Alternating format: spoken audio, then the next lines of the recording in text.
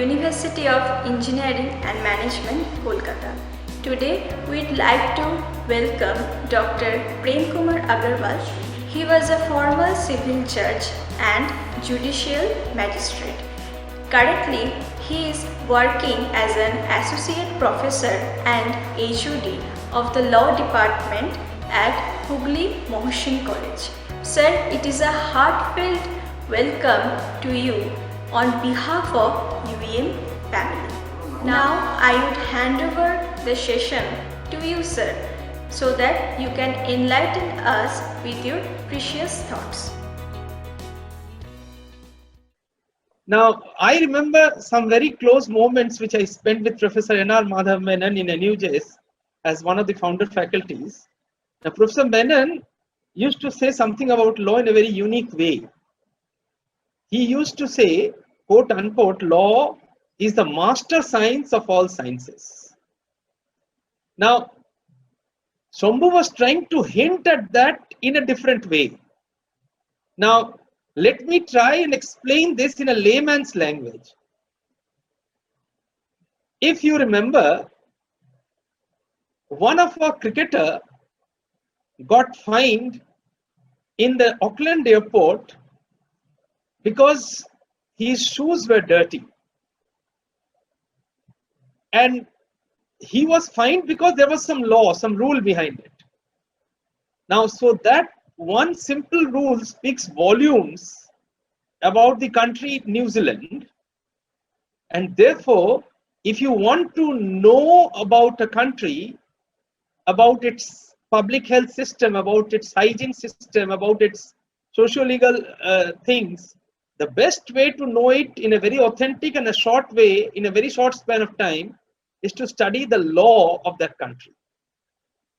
So laws are the finest abstractions of all other fields of knowledge in a particularly politically organized society. But if you say that to a layman who had been to a district court or a subdivisional court, Shambhu, people will disagree. Say, is this your law? See the condition, the manner in which justice, quote unquote, justice, quote unquote, I say injustice, is dispensed in the so-called temple of justice. Isn't there a lot of dichotomy between the two? Even bright people may be discouraged to take the profession of law if they once visit this lower courts or the so-called subordinate courts of the country and the other government offices. But again, should this dissuade people from taking up this as a field of study or taking up the profession of lawyering for that matter? And let me clear one thing, that studying law does not always mean that you have to end up being a litigation lawyer. That is not the only option. So law, if you see the condition of justice dispensation in this country, you may be discouraged. There is no doubt about that. But as Shambhu very nicely put it, that law is a science. Law is something where all the other sciences come and merge. At the end of your life, only two professionals matter. One is the lawyer, the other is the doctor. Howsoever powerful you may be, ultimately you'll have to seek refuge to law. Say the president is in two minds. He's sitting over the fence, the president of India, on what to do on a constitutional crisis. Whom will he call? He will call the lawyers to resolve the dispute. Say you are a scientist, or say you are a professional, you have earned lot of wealth. How much of that can you keep for yourselves and how much you will have to give to the state will be decided by the tax laws. So ultimately, howsoever intelligent, howsoever successful, howsoever powerful you may be, ultimately, if not the other laws, tax laws will decide your fate. So for that matter, there is no escape from law. Now, that was a sort of, I tried to paint a picture of the law as a discipline, law as a subject. Now let me come to the ground level of a student. Let me be a little empathetic with the student who has just completed his +2 and is at the crossroads of his career, in which side or in which field to go for his profession. In the first place, as I should not call myself a teacher because I'm still a student. As a student of law and a student of other disciplines, let me first set a very important mindset.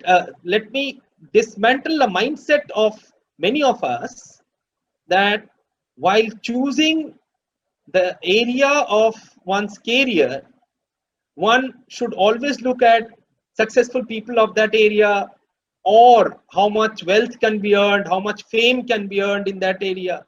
No, I have a different yardstick altogether. And I think you will agree with me, all of you here. Try to look for your passion within you. If you can find out your real passion, and if you can make your passion your profession later on, nothing like that. As Sombu and me, we found our passion and we came to teaching, so we are enjoying our teaching.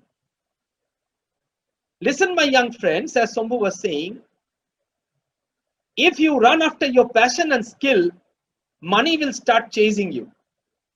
You run after money, money will keep on eluding you. So the wealth which you earn in your profession is a byproduct of what you do in life. So first and foremost, let me be a little objective now. Those who are planning a career after +2, in which field of study to go, first try and find out your natural inclinations, your aptitudes, your passion for whatever you want to do, whatever you want to study. There are simple ways to, assess yourself. For law, let me give you some indications. If you have an appetite for arguments, if you have an appetite for studying theory, if you are not bored from studying theory, then law is for you. Now, once you find out whether you are suited for law, you decide to study law. Now, the curriculum of law, as is followed in India, is controlled by a professional organization known as Bar Council of India. The syllabus and everything is framed by Bar Council of India. So all law teaching institutions of India must be affiliated to the Bar Council of India. But the same syllabus is followed by all law teaching institutions. But even then, I can tell you, maybe some dispute may arise when I say this, but there are two worlds of legal education. One world is the national law schools and some of the branded private schools, private law schools. And the other world is the traditional law teaching institutions. Now, in order to get into the national law schools or the so-called branded private universities, one has to appear for the competitive examination of CLAT and other examinations and have to get through. And if you can get through in those institutions, maybe UVM has started very well. One day it may achieve that standard of that branded national law school type, where you have placement assistance to a great extent, and you can get into good law firms or corporate law field. Now, the other part is the traditional or the conventional law schools, where there is no placement assistance. But then, after qualifying from there, you can go for litigation.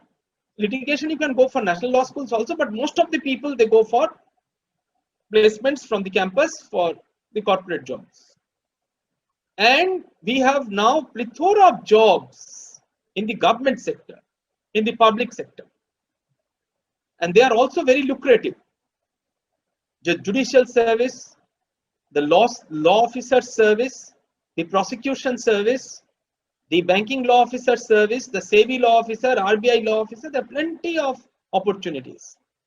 One good thing about law, my young friends, is compared to the other fields, let me be very honest, competition is very less.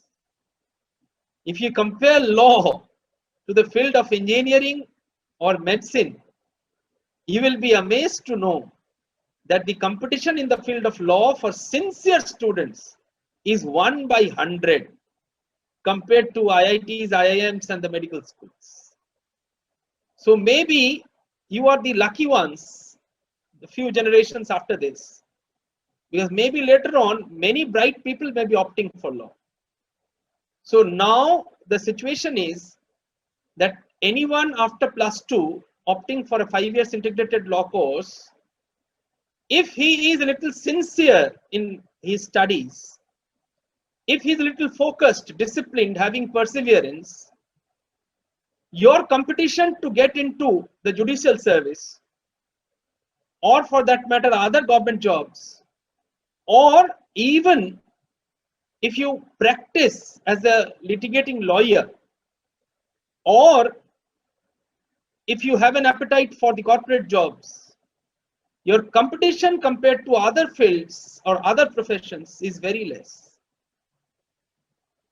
Say, for a job comparable to West Bengal Judicial Service, say in the Indian Administrative Service or West Bengal Civil Service, for the same number of vacancies, minimum number of people apply, say, is lakhs, 100,000. Whereas for a much better salary, for much better scope of promotion, number of applicants at the most is 10,000.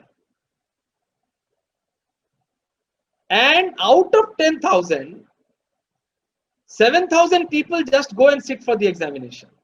They are not prepared. So your competition reduces to 3,000. And out of this 3,000, planned regular study is done only by 1,000. So real competition is out of 1,000. And in WBCS executive, it is out of 1 lakh. So which one is better? Very simple to assess. Very simple to understand. So, sir, how did you say regarding litigants? So many advocates loitering the corridors of the district courts. Yes, they are advocates for the name's sake. I had been a judge in the district courts. I know that out of, say, on an average, if you take a sample of 100 lawyers in any district court in West Bengal, only 5 to 10 of them are really practicing. And they have so much work, they are so busy because other lawyers bring the cases and they give it to them. They act like brokers. So litigation is also a very fertile area for practice. But the only thing is, you'll have to withstand the initial years of frustration of 3 to 4 years. And that is the very difficult job, I understand. Because after 5 years of study in the college, everybody would like to, earn something and would like to have a sense of fulfillment. More than earning, you need to have a sense of fulfillment. So if that takes time, it's often very difficult to sustain. But if one can withstand that initial frustration of a few years, litigation is also a very, very fertile area in the field of law. Be it the district court, be it the high court, be it the Supreme Court. But if you have someone as your senior who can guide you or even who can just give you some work, because most of the people, they just loiter in the corridors, they don't have anything to do. That's why they get frustrated. And I have certain suggestions to the regulatory authorities also. Bar Council of India is charging hefty fees from all the colleges. It's charging fees for enrollment beyond bounds. But what is it doing for the fresh advocates or for the student advocates? They can arrange for internship through their database with the senior advocates. But nobody thinks of the budding advocates, the student advocates. So if this thing can be streamlined, advocacy can also prosper. And let me tell you, gentlemen, ladies and gentlemen, the pitiable condition of the rule of law which we see in our society, we cannot simply hide that, is because the source from where the lawyers, the advocates, the judges, the law officers are produced is the law school.